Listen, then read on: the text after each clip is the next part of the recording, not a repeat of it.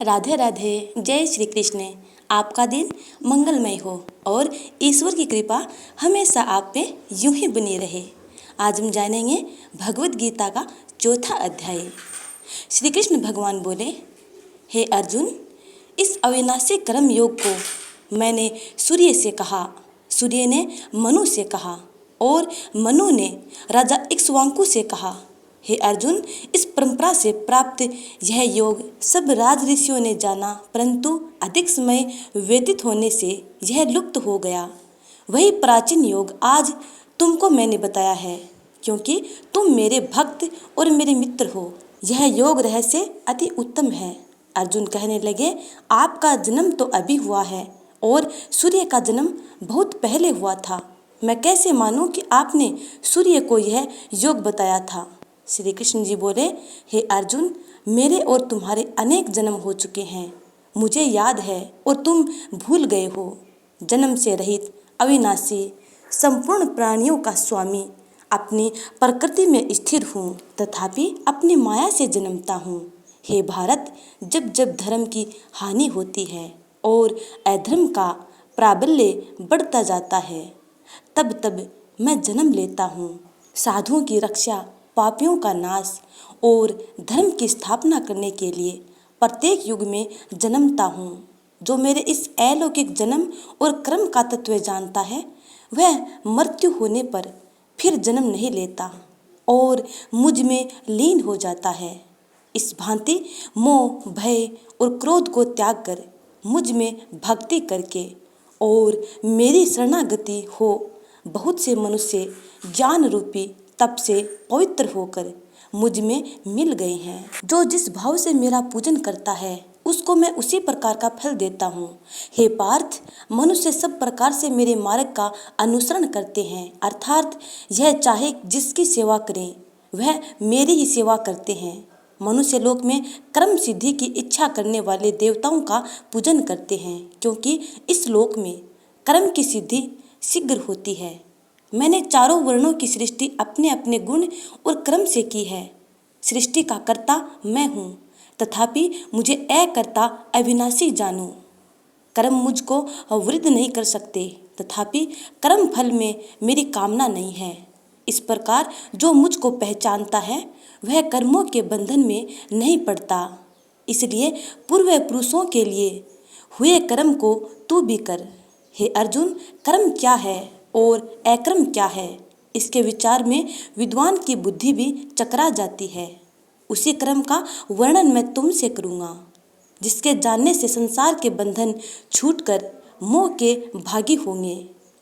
कर्म, विक्रम और अकर्म तीनों का जानना आवश्यक है, क्योंकि कर्म की गति गंभीर है। हे अर्जुन, जो कर्म करने की कोई कामना नहीं रखता है और जिसके समस्त कर्म ज्ञान रूपी अग्नि से भस्म निर्मल हो गए हैं, उसको पंडित कहते हैं। जो कर्म फल की आशा छोड़कर करता है और उनमें आसक्ति भी नहीं रखता है और निराशा ही संतुष्ट रहता है, ऐसा मनुष्य कर्मों में घिरा रहने पर भी मानो कुछ नहीं करता है। देव योग से जो कुछ मिल जाए उसी पर संतुष्ट रहता है। जो हर्ष, शोक आदि द्वंद्वों से मुक्त है तथा किसी से ईर्ष्या नहीं करता, कर्म की सिद्धि या असिद्धि में भेद नहीं समझता, वह कर्म करता हुआ भी उसमें नहीं बंधता। जो फल की इच्छा नहीं रखता, वह वासना से दूर हो गया है। ज्ञान में जिसका मन अचल है, जो यज्ञ के कर्म करता है, वे सब कर्म लुप्त हो जाते हैं। हवन करने का पदार्थ भी ब्रह्म है, आहुति देने वाला भी ब्रह्म है। इस प्रकार जिसकी बुद्धि में सब कर्म ज्ञानमय है, उसको ब्रह्म प्राप्त होता है। कोई कोई कर्म योगी देवताओं की पूजा करते हैं और ज्ञान योगी ब्रह्म रूप अग्नि में यज्ञ रूप से हवन कर परमात्मा का भजन करते हैं।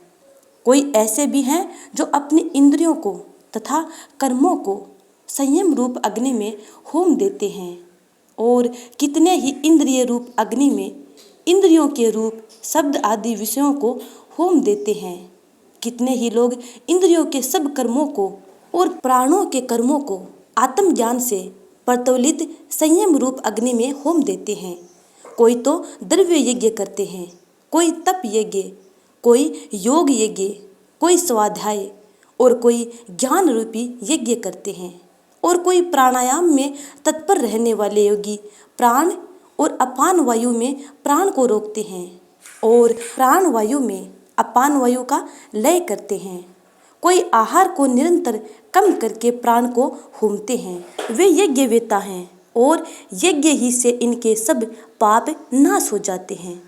जो यज्ञ में बचे हुए अमृत रूप अन्न को खाते हैं वे सनातन ब्रह्म को प्राप्त होते हैं। हे अर्जुन, जो यज्ञ नहीं करते हैं उनको यह लोक और परलोक दोनों ही नहीं है। इस प्रकार से बहुत से यज्ञ वेद में विस्तार सहित वर्णित हैं। इन सबको क्रम से उत्पन्न हुए जानो। हे परंतप, द्रव्य में यज्ञ से ज्ञान यज्ञ उत्तम है। हे पार्थ, फल सहित सब कर्म ज्ञान में समाप्त हो जाते हैं। सो उस ज्ञान यज्ञ का तत्वदर्शी और ज्ञानी लोग तुमको उपदेश करेंगे। इसलिए तुम उनकी सेवा करना और उनको विनय पूर्वक प्रसन्न करके ज्ञान यज्ञ जानना। इस ज्ञान का लाभ प्राप्त करके तुमको ऐसा मोह फिर नहीं होगा। इसी ज्ञान से समस्त प्राणियों को तुम अपने में और मुझ में देखोगे। यदि सब प्राणियों से भी अधिक पाप करने वाले हो तो भी ज्ञान रूपी नौका से ही सब पाप रूपी समुद्र को पार कर जाओगे। हे अर्जुन, जिस प्रकार प्रज्वलित अग्नि लकड़ी को जलाकर भस्म कर देती है, वैसे ही ज्ञान रूपी अग्नि सब कर्मों को भस्म कर डालती है। इस लोक में ज्ञान के समान पवित्र और कुछ नहीं है। यह ब्रह्म बहुत काल पर्यंत कर्म योग से सिद्ध हुए पुरुषों को अपने आप ही प्राप्त होता है। जो श्रद्धावान पुरुष इंद्रियों को जीतकर ब्रह्म ज्ञान में लगा रहता है वह ज्ञान को प्राप्त करता है और ज्ञान को पाकर अल्प समय में शांति को पा जाता है। अज्ञानी, श्रद्धा रहित और जिनके मन में संदेह है, ऐसे जो पुरुष हैं वह नष्ट हो जाते हैं। जिनके मन में संदेह रहता है उनको यह लोक परलोक और सुख कुछ भी प्राप्त नहीं होता। जिसने परमेश्वराधन और निष्काम कर्म योग के आश्रय से क्रम बंधन त्याग दिए हैं, हे अर्जुन, उस आत्मज्ञानी पुरुष को क्रम नहीं बांधते।